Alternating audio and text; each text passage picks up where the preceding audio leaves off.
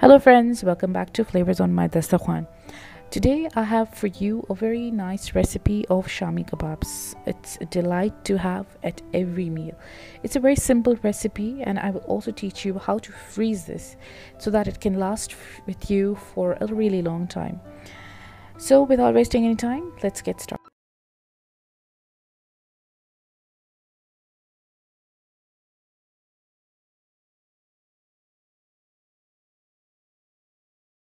To make this recipe, I'm going to take 1.5 kilos of boneless mutton. I'm taking boneless mutton as opposed to minced meat because boneless mutton adds a better flavor. 1.5 cups of chana dal, which is 1 cup of chana dal per kilo of meat, any meat of your choice. Here I'm taking 1 whole garlic, two large to medium sized onions, and this is going to be my spice mix. I'm making 1 tablespoon of black pepper, 1 tablespoon of cumin seeds, whole coriander, half tablespoon of red chili flakes, any small piece of nutmeg, 1 inch of cinnamon, few pieces of cloves, which is around 6 to 7, 4 pods of cardamom. Now I'm going to grind this into a fine powder. I'm taking around 2 inches of ginger, which I'm going to roughly chop. And now in my pressure cooker, I'm going to add my meat and my chana dal.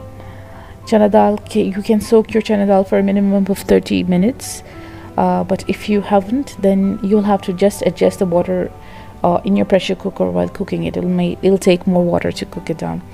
Now add in all your spices and everything, my ginger, garlic and onions into large pieces because it's going to cook down anyway, so no need to really make a really fine dice it or anything. Just large chunks is fine. Half a tablespoon of salt, and of course you will adjust it after your taste. After you taste it, it's as per your taste always. And turmeric and red chili powder goes inside this. Now the recipe is available on my website, and the link of which will be there in my description box, so do check out for the written recipe. Now this is my spice mix which I ground. I'm going to add the whole stuff here. I'm going to add 2 cups of water, or the amount of water that your pressure cooker needs to cook down your meat completely. That is the amount of water that you will add. I'm using 2 cups because the 2 cups of water will be enough for me. And the amount of time is, again, it depends on your pressure cooker. For me, it took me around 10 to 15 minutes of pressure from the time I put it on stove until the last pressure, 10 to 15 minutes. Now when I open the pressure cooker, you see there is a lot of water here. And the most important step now is to make sure that you have to cook it so well that there should be no trace of water. There should be no trace of water, and it should be completely dry. This is a very crucial step.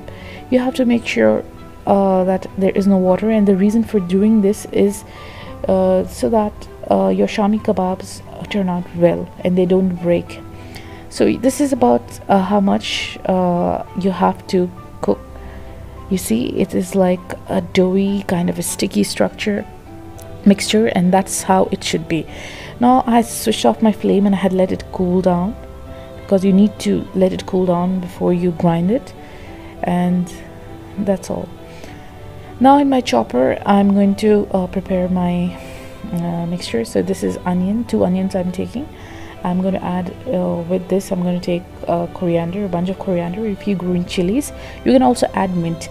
This is going to go, you're going to mix this with the meat mixture which you're going to mince. So I have kept that aside in a bowl, and now I'm going to chop my mixture basically in a chopper. This is also important. I don't know how they did in the olden days, but currently we use machines to do this, and I've always done it this way. So yes, I'm going to this now. This is the one time it's completed and it is chopped. This is my second round of chopperizing it, so that to make sure that there is no lumps remaining in this mixture, and it becomes easier for me to form cutlets. So important. This grinded. This is perfect.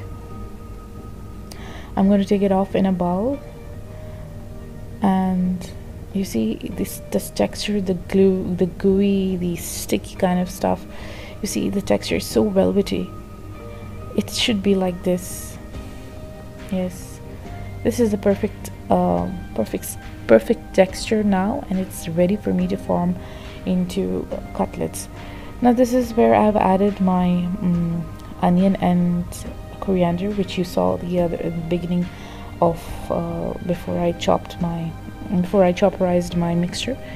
And to this I'm going to add 1 egg. Egg is going to act as a great binding agent, and it will prevent your mixture when you're frying to break. So this is really important, you know, adding an egg here. Of course, when I'm going to fry it, I'm going to be coating it in egg also, but this is also adding an egg to the mixture also first enhances the flavor, also acts as a great binding agent. I've also added 1 whole lemon to this, because it will give you that tanginess and a kind of a balance of flavor, so it tastes amazing, and it's a must to add lemon, really. And mix it well. And now time to prepare this into cutlets. Now I'm taking a tray, and I'm going to line it up with butter paper, as you can see. And the reason why I'm adding butter paper, because I'm going to form the cutlets on top of this, and I'm going to freeze it. So this tray will go into the freezer, and when it has frozen for like an hour or so, I will transfer it into my Ziploc bag. While doing that, sometimes what happens is that these cutlets get stuck to the plate, and it's really difficult for me to move it off. So while adding the butter paper, it will be easily you can glide it off from the butter paper. So that's the only purpose. Otherwise, you can just apply a layer of oil on the tray and add this, and that also makes it slightly easier. So you see, this is how I form my cutlets. This I could form around 30 cutlets at 6 on 6 layer, around 9 on each layer, and there were 3 layers on that, so that makes it 27 plus 5 which I made. Now you see I put it in my freezer, and now I have this is a cutlet which I'm going to show you how I'm going to fry these Shami Kababs. I've just beaten 1 egg, and I'm going to take my Shami Kabab and dip it in this egg mixture.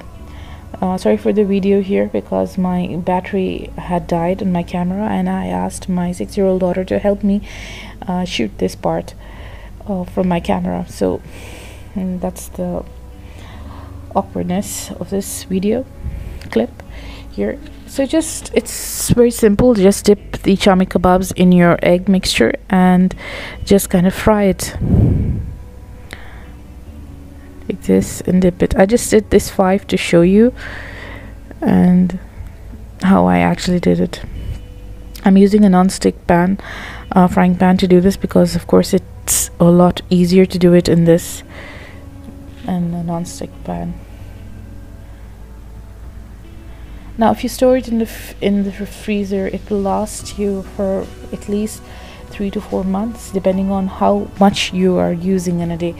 And especially for children, you know, when there is when you have cooked a vegetarian meal for the week and the kids are not willing to eat, a piece of Shami Kabab really makes all that difference to them, and it gets eaten. You can also, you know, kind of like make a sandwich out of this. I mean, between bread and mayonnaise and Shami Kabab with slices of onion, tastes really good. Now very gently I'm going to just turn it around. You see, it's soft, but because of the egg mixture, it's not gonna break. So this is how I cooked it, and this is how it turned out. It's really delicious. You must please try this. And this is how my Shami Kababs came out. Now this is what I talked about. Now I have removed it from my freezer after an hour, and this is almost frozen, and in my Ziploc bag I'm just going to place it. And because I used butter paper, it'll easily glide off, as you can see. You know, I'm just like picking it up. But and I could stack it over one another. Otherwise I would have had to use several trays, several plates to do each. So this was very simple. I just use different layers and I could just stack it, and it's coming off really easily. So that's the reason why I've used it. Otherwise you can use a normal paper and just kind of butter it and dry it or oil it and then use it. So I've not tried that, but maybe you can try, or if you have a better way to do this, do let me know. This is the easiest and simplest, and it has come off well, and it will retain its shape because it is frozen. And if it is not frozen, even if it's soft, then it can break. So this is what, and it's going to go in my deep freezer. And my Shami kebabs are ready. It was super delicious. I absolutely enjoyed it. I hope that you will try out this recipe, and it took me so long to edit this. I hope you will like this. Hope you will share it with your friends, and hopefully to see you in another video. Don't forget to subscribe to my channel. Thank you very much and have a great day.